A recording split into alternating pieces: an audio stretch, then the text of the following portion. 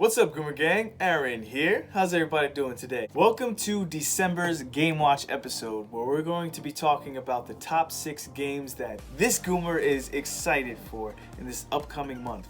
Before we begin,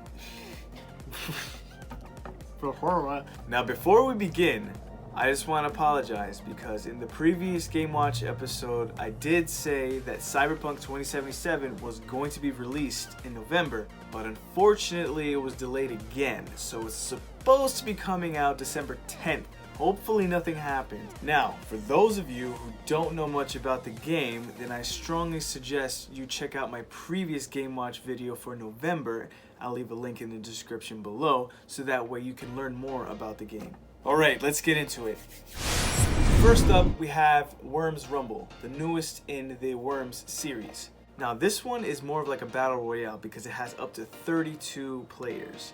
Also, it's going to be cross-platform, so you can play with all your friends even if you don't have the same systems, which is pretty awesome. And at the same time, this one is going to have live updates, so it's going to have new content in real time, unlike all the previous entries in the series. As for the gameplay itself, you're basically running around in a side-scrolling type of shooter, and you could also smack people with a baseball bat. So you're gonna have like machine guns, bazookas. So there's tons of weapons, and like with 32 players going around, things are gonna get pretty hectic. So that's why I'm excited.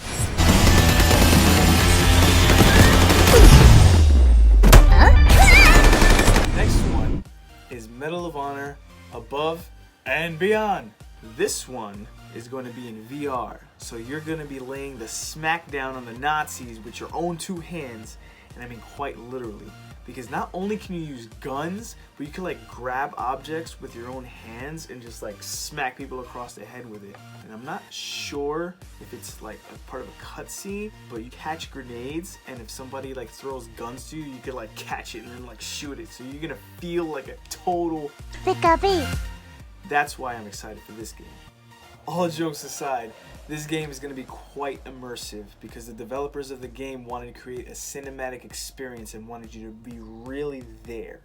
So, aside from kicking butt, you're going to really feel like a World War II soldier. It'll be great.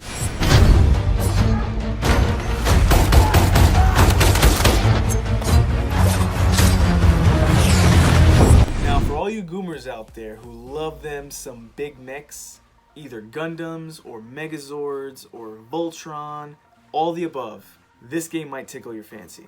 Override 2 Super Mech League.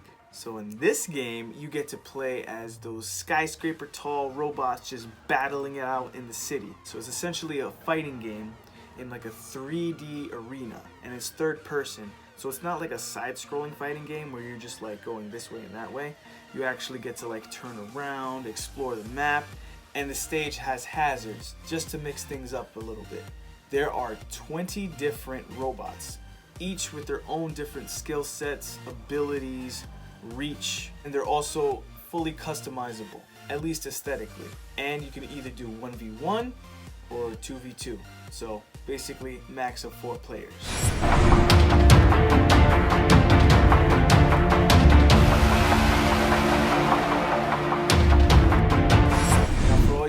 Out there who love themselves some mystery and interactive, more cinematic games, we have Twin Mirror Lost on Arrival. Now this game series is episodic, and this is the first of 3. So in this game, you're basically playing as a detective who comes to this town and tries to solve a mystery. You begin with having a phone, and you're trying to figure out who owned the phone. Now this game has some serious Man of Medan vibes, if that's your thing, and it's also from the creators of Vampire and Life is Strange. So if those games float your boat, then this one is for you. Things don't add up. It doesn't make sense. He wouldn't have just crashed. Next up, we have Kronos from the Ashes. Now, for those of you who don't know, that this game is actually a prequel to Remnant from the Ashes.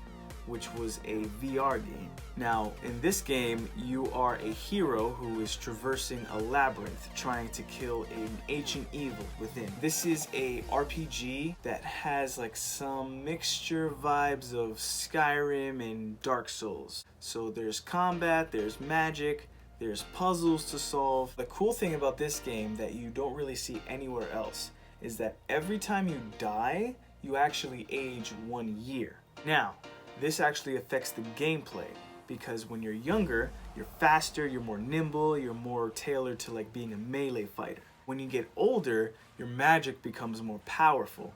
So your gameplay actually changes as you're playing, which is pretty cool. It keeps you on your toes, makes things different, you know, spicy. Use what you've learned when you meet your nemesis again, but this time, emerge victorious. Before we get to number 1, I just want to mention the new Minecraft Dungeons DLC, Howling Peaks. Like the other previous 2 DLCs, this one adds 3 more levels and possibly a 4th. And like with the other DLC, it's gonna add new content, new mobs, new gear, and the cool feature about this DLC is it adds this new wind mechanic. So there's wind that can blow and it can like knock you back and like slow you down. So if you're trying to like run against it, it'll like say no. So there's gonna be a new enchantment, there's gonna be new artifacts. As far as new weapons go, all I know is what they look like. So you have the curved sword and a curved bow. Now the new golems are the squall golems, and the new monstrosity is the tempest golem. There's also gonna be goats, the new neutral mob. So as long as you don't attack them, they're not gonna go and headbutt you. And then finally, we have Immortals Phoenix Rising. Now this is an action RPG. This game looks beautiful.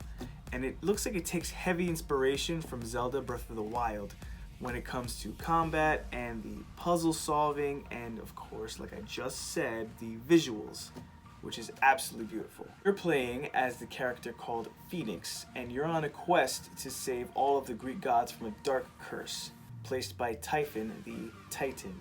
And if you're into Greek mythology, you're gonna be fighting Cyclopses and the Minotaur and Medusa, which I actually really love Greek mythology. That's why I'm so excited for this one. And of course, the added benefit of aerial and melee combat, which seems so fun.